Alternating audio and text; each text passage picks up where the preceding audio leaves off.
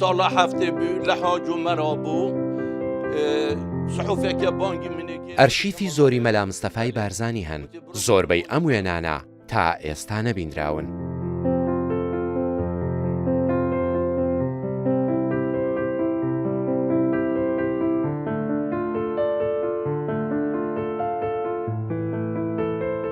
ئەو ڕسمایە 68 ئەوەی گرتی شێرک و حەفیف بوو.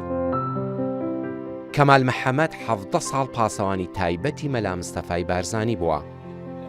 ئێستا تەمەنی 78 ساڵە.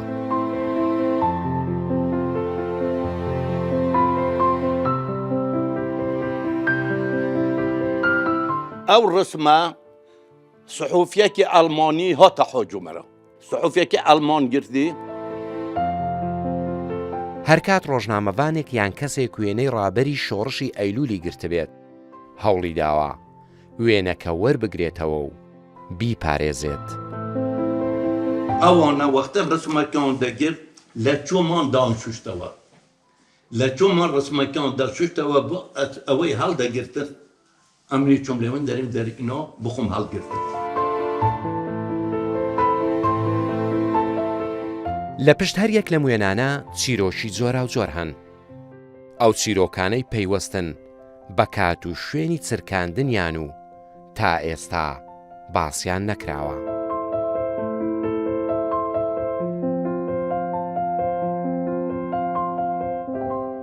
ممنوع بێ کەس ئێخسیرێکی بکوژی. شەقێکی لە ئێخسیرەکێدا وەختێ ئێخسیری دەگرت دەیانگوتێ دەبی چاوتان لێبی وەک کوڕی خۆ ئێخسیرەکە بەخێوکرد.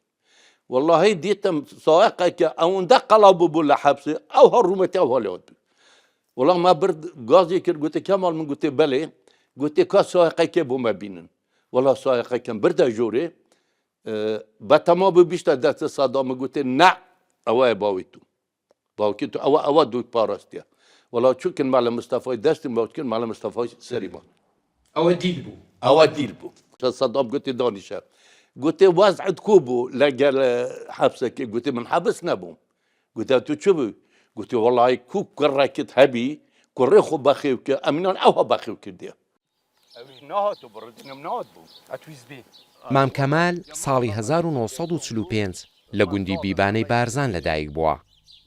لەگەڵ دەستپێکی شۆڕشی ئەیلول ساڵی 1961 بۆتە پێشمەرگە. وقت بوومە پێشمەرگە موم لێ نەهاتبوو.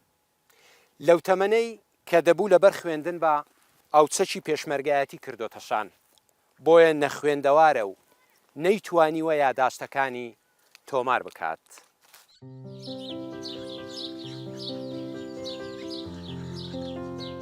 لەگەڵ مەلا مستەفای بارزانی پشدەر باڵەکایەتی ژیانی ئاوارەی لە ئێران و ڕۆژهەڵاتی کوردستان بینیوە. مەلا مستەفا پێشمەرگە چی دەخۆر ئەویش ئەوی دەخۆر. یەک لە سەعەردی دەنووست بالیفی مەلا مستەفای بەرد بوو. بەردێکی ئەوەندە مال بۆ دادەنا چولی مال بۆ دادەنا چولی ئەوەیە هێ داربەڕوو. داماندەنا پەستەکێکیشی هەبوو پەستەکێکی لە بەدەکرد لەسەر بەردەکێکی دادەنا سەری خۆی دەکرد. کەس حەدی نەبوو بچتە گوندێکی یەک کەلیمەی لەگە ئافرەتێکی بەمەی دەگو. دەیگو هەموو ژنێک دایکی ئێوەیە. هەموو کچێک خوشکی ئێوەیە. دەیگو جمعەت ئەمن دەڵێمە فڵان کەسی ئەتو مەسوولی. لەوان وەرە هەکە من گوتێ مەسوولی دەخۆ گەورەکەن. گوتێ مەسوول یعنی چی؟ یعنی سبە شتێک بەسە ئەو پێشمەرگەی تێت ئەتو مەسوولی. دەبی تو خزمەتا پێشمەرگەی بکە نە پێشمەرگە خزمەتی تو بکەت. يعني إدارات زور ضعيفا هدي وغدر ظلمك فوق العادة من مەلا مستەفای بارزانی لە 14 ئاداری 1903 لەدایک بووە. دامەزرێنەری گەورەترین شۆڕشی کورد بووە لە باشووری کوردستان. لە یەکی ئاداری 1970 لە نەخۆشخانەی جۆرجتاون لە واشنگتن کۆچی دوایی کرد. لە 6 تشرینی یەکەمی ساڵی 1993 تەرمی مەلا مستەفای بارزانی و ئیدریسی کوڕی لە ڕۆژهەڵاتی کوردستان هێنرانەوە زێدەکەی.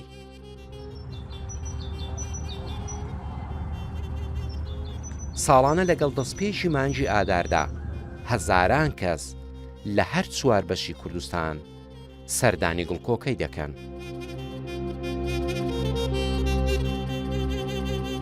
بەختیار قادر ڕوودا و دەفەری بارزان.